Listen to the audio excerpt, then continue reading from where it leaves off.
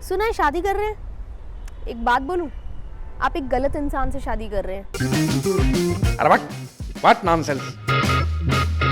सुनने में नॉनसेंस लगेगा और आप कह सकते हैं कि क्यों शुभ काम में टांग अड़ा रही हो बहन, लेकिन सच तो यह है कि आप कितना भी सोच समझ कर, गुणा भाग करके, विचार विमर्श करके शादी करें, लेकिन अंत में आपका ब्याह तो किसी गलत इंसान से ही होता है। अब इससे पहले कि आप मुझे कुली नंबर 1 का शादीलाल घर जोड़े समझ लें, मैं बता दूं कि जो कुछ भी मैंने कहा वो मेरा नहीं, इस दौर के महान और famous philosopher Alain de Botton का कहना है। एलन दी बटन ने 2016 में एक ऐसे लिखा था जिसका नाम था why you will marry a wrong person, क्यों आप एक गलत इंसान से शादी करेंगे। ये ऐसे न्यूयॉर्क टाइम्स में छपा था और इतना ज़्यादा पढ़ा गया, इतना ज़्यादा वायरल हुआ कि आज उसकी ख्याति व्हाट नॉनसेंस तक पहुंच गई है भाइयों और बहनों। एलन ने अपने ऐसे में लिखा कि हम सब लोग अंदर से बहुत ही अजीब हैं, लेकिन इंटरेस्टिंगली हमें नहीं पता कि हम अजीब हैं। हमें तो लगता है कि हम बड़े इजी गोइंग हैं और शादी से पहले हम खुद के लिए एक खुशफहमी पाले रहते हैं कि हमारे साथ रहना तो बहुत ही आसान है। और एक रिसर्च कहती है कि हम अपने अंदर की बुराइयों से कितना भी मुंह क्यों ना मोड़ लें, लेकिन 10 मिनट की बातचीत के अंदर एक अजनबी भी हमारे अंदर के फ्लॉज, हमारे अंदर की कमियों को पकड़ लेता है।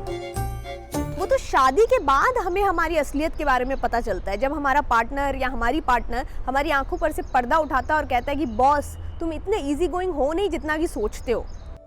एलन ने उस ऐसे में एक और इंटरेस्टिंग बात कही। उनका कहना है कि शादी हम खुशी खुशी के लिए नहीं करते, हम तो उस फैमिलियरिटी, उस जाने पहचाने माहौल के लिए करते हैं जो हम बचपन से देखते और महसूस करते आ रहे हैं। हम अपने पार्टनर के अंदर अपने माँ बाप, भाई बहन की छवि तलाशते हैं, कुछ ऐसा जो हम पहले से देख चुके हैं। शायद यही वजह है कि कई बार हम एक बैलेंस सोच के और समझदार आदमी को भी रिजेक्ट कर देते हैं, इसलिए नहीं कि वो गलत है, बल्कि इसलिए कि वो कुछ ज़्यादा ही सही है। इसके बदले हम थोड़े सनकी और थोड़े क्रेजी इंसान को ज़्यादा पसंद करते हैं, वो जो हमसे थोड़ा मिलता जुलता हो, वो जिसे हमारी तरह बाहर से खाना ऑर्डर करना पसंद हो, या वो जिसे हमारी तरह देर तक सोना पसंद हो।